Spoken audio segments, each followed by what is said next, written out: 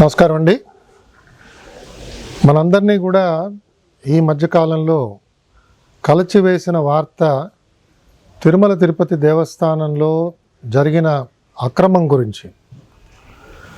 మనందరం కూడా మన కులదైవంగా భావించి కొలిచే వెంకటేశ్వర స్వామి సన్నిధిలో పనిచేస్తున్న కొంతమంది చిత్తశుద్ధి లోపించటం వల్ల కానివ్వండి, అధిక ధనాన్ని సంపాదించాలనే భావంతో కానివ్వండి, అక్రమానికి కూడా ఒడిగట్టి స్వామివారికి సమర్పించే నివేదనలలో చెడు పదార్థాలని కలిపి స్వామివారికి తినిపించారు. దురదృష్టం ఏమిటంటే ఇవాళ బొంకించి అసలు తప్పే జరగలేదన్నట్టుగా మాట్లాడటం కూడా చాలా శోచనీయం. అదే సమయంలో నేను దురదృష్టవశాత్తు ఒక ఎక్స్పర్ట్గా తిరుమల తిరుపతి దేవస్థానం నన్ను ఆ బాధ్యత అప్పగించింది, నేను ఆ బాధ్యతల్లో విఫలుడనయ్యాను అని ఒక ఎక్స్పర్టు నిన్న పోలీసు వాళ్ళకి స్టేట్మెంట్ ఇచ్చి తను దుర్మార్గంగా సంపాదించిన ధనాన్ని ఆయన పోలీస్ ఏసీబీ వాళ్ళకి అప్పచెప్పాడు. కాబట్టి మనం చూస్తున్నది ఏమిటంటే తప్పు చేసిన వాళ్ళల్లో చిత్తశుద్ధి ఇప్పటికి కూడా రావటం లేదు. అంటే వెంకటేశ్వర స్వామిని మనం ఏ విధంగా మనం అక్రమాన్ని చేసినా కూడా మన మీద శిక్ష పడదు అనే ఒక భావంతో వారు ఆ రకంగా మాట్లాడటం చాలా చాలా బాధాకరం. మనం ఒకసారి పూర్వపరాల్లోకి వెళితే తిరుమల తిరుపతి దేవస్థానం ప్రతిరోజు సుమారు 13,000 కిలోల నుంచి 18,000 కిలోల దాకా నెయ్యి కొనుగోలు చేస్తుంది. మనందరికీ తెలిసిందే, స్వామివారి ప్రసాదం అనగానే మనందరికీ మనస్సులో మెలిగేది శ్రీవారి లడ్డు. అలాగే మన బంధువులు కానీ మిత్రులు కానీ యాత్ర చేసి వచ్చారు అంటే మనం చాలా చాలా ఆనందంగా ఉత్సాహంగా ఎదురు చూసేది మనకెప్పుడు లడ్డు తీసుకొచ్చిస్తారా అని చూస్తుంటాం. పరీక్షలకు వెళ్ళే విద్యార్థులు, కళ్యాణం చేయించుకునే పెద్దవాళ్ళు, వృద్ధాప్యంలో చేసుకుంటున్న ఉత్సవాల్లో కూడా స్వామివారి యొక్క ప్రసాదాన్ని అపురూపంగా భావించే జాతి మనందరిది కూడా. యావత్ భారతదేశం అంతా కూడా వీళ్ళందరూ ఇవాళ ఉండి వాళ్ళందరూ కూడా భారతదేశంలో ఎక్కడికి వెళ్ళినా కూడా తిరుమల గురించి, కలియుగ ప్రత్యక్ష దైవం గురించి మాట్లాడుతున్నప్పుడు స్వామివారి ప్రసాదం గురించి మాట్లాడతారు.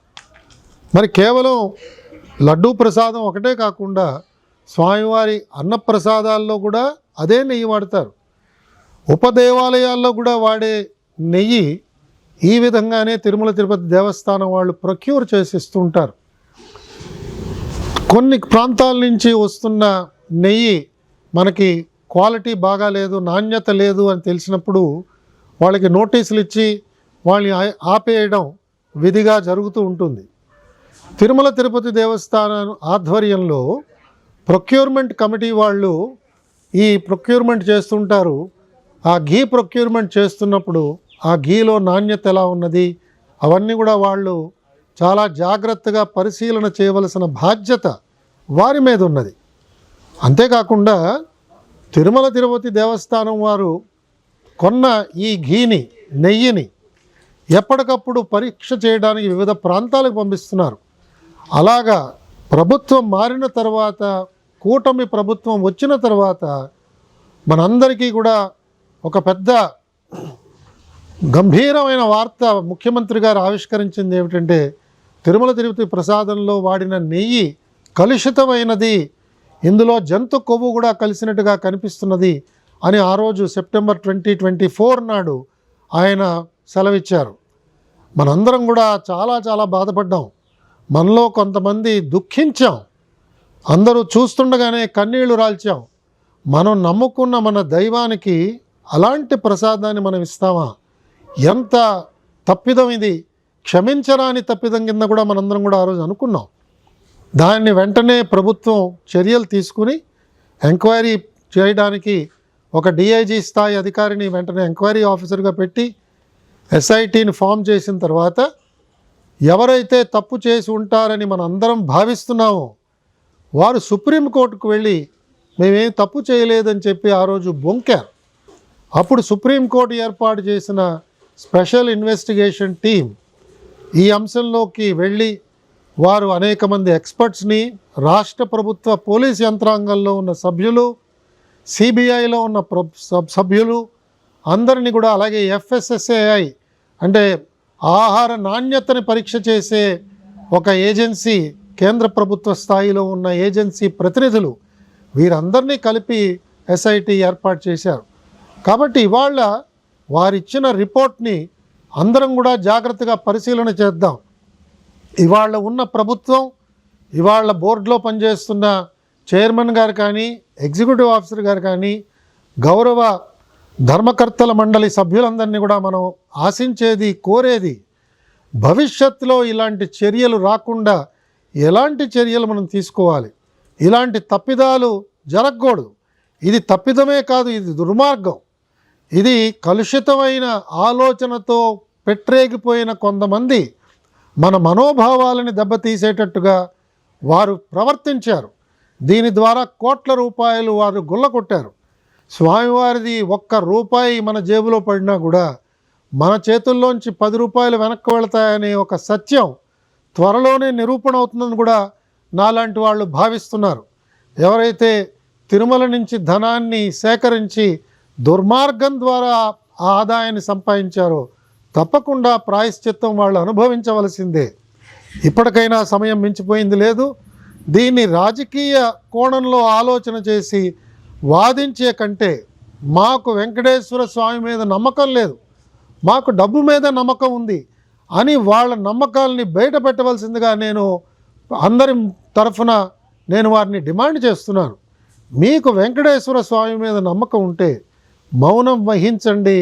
మీరు చేసిన ఈ దుర్మార్గానికి మీరు మీ చింతని ప్రకటించండి, మీ బాధను వ్యక్తపరచండి. ప్రాయశ్చిత్తంగా వెళ్ళి అంగప్రదక్షిణ చేస్తారో, పుష్కరిణిలో మునుగుతారో, లేదా తలనీలాలు అర్పిస్తారో, లేదా వెళ్ళి శిక్ష అనుభవిస్తారో జైల్లో కూర్చుని, అది మీకే వదిలేస్తున్నాం. కానీ ఒక సామాన్య భక్తుడుగా మీరు చేసింది క్షమింపరాని నేరము. మీరు దాన్ని వెనకేసుకొస్తూ ఇవాళ సమాజంలో అలజడి సృష్టించడానికి ప్రయత్నం చేయడం ఏమాత్రం కూడా అది శ్రేయకరమైన పని కాదు. మీ వల్ల మేము ఆశిస్తున్నది కాదు. రాజకీయ పార్టీల వాదనలు ఏ రకంగా ఉన్నా కూడా అది వాదనలతోనే మీరు చేసుకోవాలి. కానీ ప్రజా జీవనానికి అంతరాయం కలిగించడం కానీ, ప్రజా ఆస్తుల్ని తగలబెట్టడం కానీ ఈ విధంగా చేయడం క్షమింపరాని నేరం అవుతుంది. వెంకటేశ్వర స్వామి భక్తులందరినీ కూడా సవినయంగా నేను కోరేది, తప్పకుండా మనం కొంత సమయాన్ని వేచి చూద్దాం. ప్రభుత్వం తీసుకునే అనేక మంచి చర్యల వల్ల తిరుమల తిరుపతి దేవస్థానంలో ఈ తప్పుని ఎవరైతే చేశారో వారందరికీ శిక్ష తప్పకుండా పడుతుంది. ఇప్పటికే ప్రభుత్వం అక్కడ పనిచేస్తున్న కొంతమంది ఉన్నతాధికారులని స్థానచలనం కలిగించింది. మిగతా వారి మీద కూడా చర్యలు తీసుకునే చర్యలు మొదలుపెట్టినట్టుగా నాకు వినిపిస్తున్నది. మనందరం కూడా స్వామివారి భక్తులుగా వినమ్రతతో స్వామివారిని కోరుతూ ఇలాంటి తప్పులు చేసిన వారందరి పక్షాన మనందరం క్షమాపణలు కోరుదాం. ఇలాంటి తప్పు చేసిన వారందరికీ తగిన విధంగా స్వామివారు శిక్ష విధిస్తారని నమ్ముతూ మనందరం కూడా ఎల్లవేళలా నమ్మే వెంకటేశ్వర స్వామిని మరొక్కసారి భక్తిపూర్వకంగా గోవిందా గోవిందా అని స్వామివారిని కొలుస్తూ మనం చేసుకునే మన విధి నిర్వహణలో నిమగ్నం అవుదామని చెప్పి నేను పిలుపునిస్తూ మీ దగ్గర సెలవు తీసుకుంటున్నాను. Govinda. Please subscribe to Leo news for more videos.